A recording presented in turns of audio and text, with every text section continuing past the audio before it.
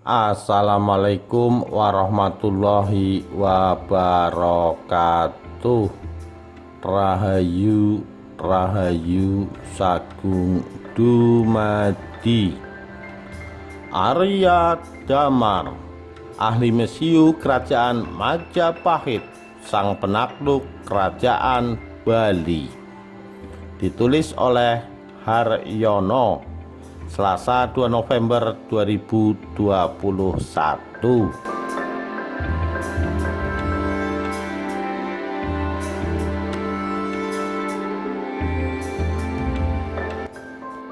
Kerajaan Majapahit begitu kuat di masa kejayaannya. Kumpulan kekuatan itu tak lepas dari hadirnya ahli perang yang mampu mengunci pergerakan musuh dan majunya peradaban Majapahit waktu itu. Salah satunya senjata perang yang bisa membuat langkah musuh untuk berjalan mundur. Nama Arya Damar tak akan pernah pudar. Meskipun jejaknya misterius, ia tetaplah seorang pemimpin legendaris yang berkuasa di Palembang pada pertengahan abad ke-15 Masehi sebagai bawahan kerajaan Majapahit. Ia juga banyak dikenal dengan nama lain seperti Arya Damar atau Arya Abdillah. Menurut kronik Tiongkok dari Kuil Sampokong, Semarang, Arya Damar juga memiliki nama Tionghoa, yaitu Xuan Liong atau naga berlian. Namanya tanpa nama marga di depannya karena ibunya merupakan wanita peranakan Tionghoa.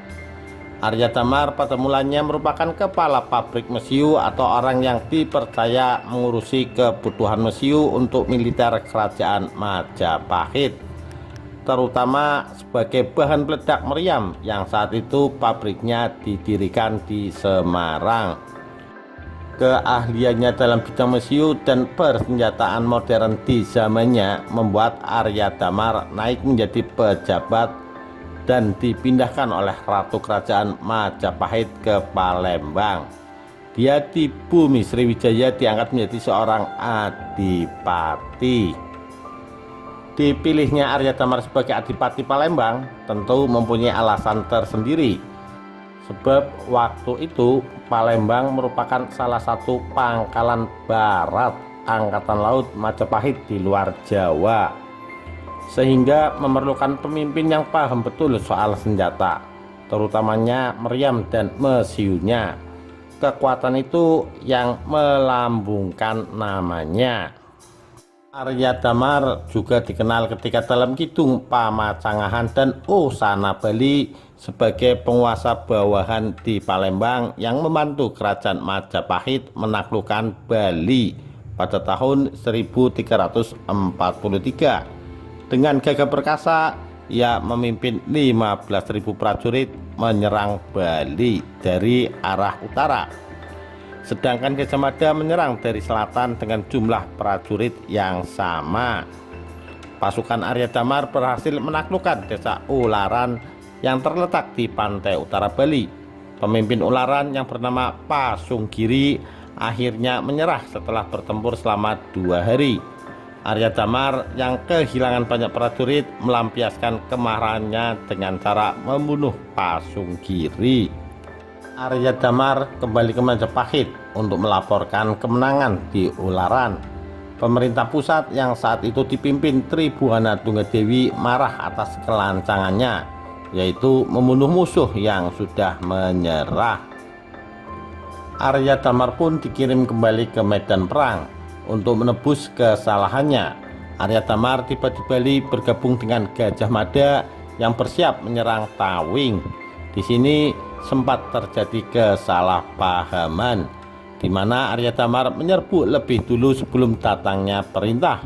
Namun keduanya akhirnya berdamai, sehingga pertahanan terakhir Bali pun dapat dihancurkan.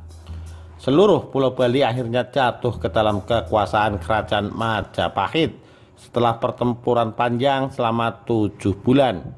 Pemerintah Bali kemudian dipegang oleh adik-adik Arya Damar, yaitu Arya Kenceng, Arya Kutawandira, dan Arya Sentong, serta Arya Belok. Sementara itu, Arya Damar kembali ke daerah kekuasaannya di Palembang. Arya Kencang memimpin saudara-saudaranya sebagai penguasa Bali bawahan Majapahit.